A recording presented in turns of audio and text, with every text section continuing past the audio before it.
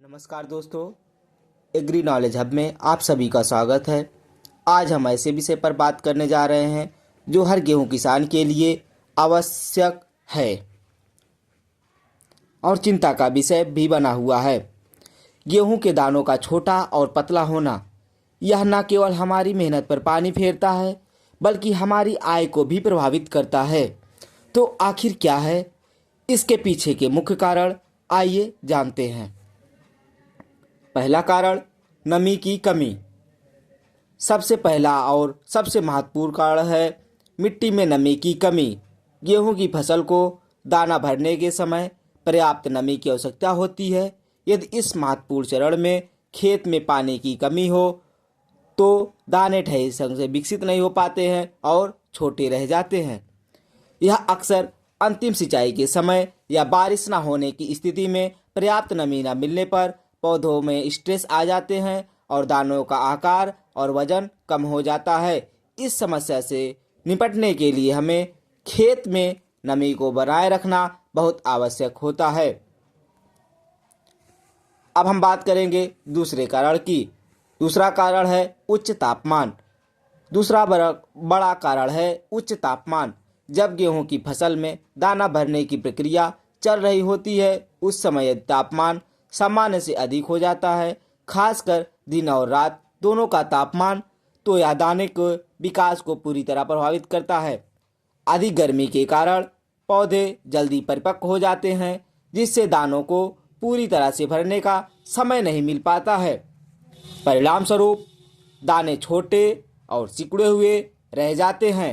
यह समस्या अक्सर 15 फरवरी से मार्च के महीने में देखने को मिलती है। इस समस्या के समाधान के लिए भी हमें खेत में पर्याप्त नमी बनाए रखना बहुत आवश्यक होता है। अब हम बात करेंगे तीसरे और महत्वपूर्ण कारण के बारे में। तीसरा महत्वपूर्ण कारण है पोषक तत्वों की कमी, विशेष रूप से पोटेशियम, जिंक और बोरान जैसे सूक्ष्म पोषक तत्वों की कमी होती है। ये पोषक तत्व दानों को पूर्ण विकास और वजन बढ़ाने में महत्वपूर्ण भूमिका निभाते हैं। पोटेशियम दानों को मोटा और भरा हुआ बनाने में मदद करता है, साथ ही साथ भोजन को पत्तियों से बीज तक ले जाने का कार्य करता है। जबकि जिंक और बोरान दानों को पूर्ण विकास और गुणवत्ता के लिए आवश्यक होते हैं। इनकी कमी से दाने छोटे और कमजोर रह जाते हैं।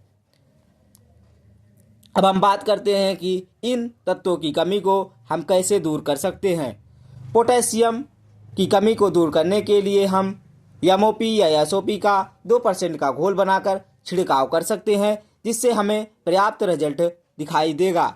जिंक के लिए हमें जिंक सल्फेट का 0.5% का घोल बनाकर छिड़काव करना चाहिए। और अंत में हम बात करते हैं बोरान की। बोरान के लिए हमें बोरेक्स का 0.1% का छिड़काव करना चाहिए। तो दोस्तों, ये थे गेहूं में छोटे और पतले दाने होने के 3 मुख्य कारण और उनके समाधान। इन समस्याओं को समझकर और सही समय पर उचित उपाय अपनाकर हम अपने गेहूं की पैदावार को बढ़ा सकते हैं और बेहतर गुणवत्ता वाले दाने प्राप्त कर सकते हैं।